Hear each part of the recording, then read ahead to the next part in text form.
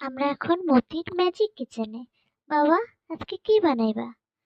ও, আজকে ঝিঙ্গার তরকারি বানাইবা, তাও পেঁয়াজ দিয়া?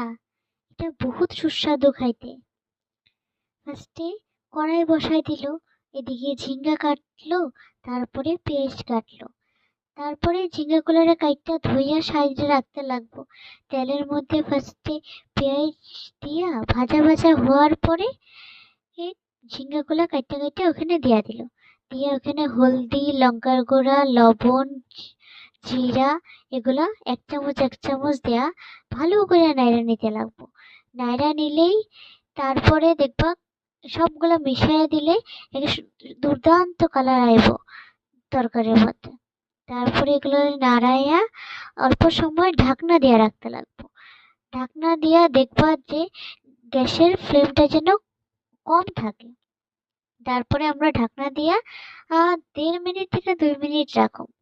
তারপরেই দেখবা ঝিঙ্গা থেকে জল ভরে অটোমেটিক এটা হয়ে যাইব সিদ্ধ। তারপরে সিদ্ধ হওয়ার পরে অল্প অল্প ভাজা ভাজা হওয়ার পরেই নামাই দিলেই রেডি আমাদের আলু ঝিঙ্গার তরকারি।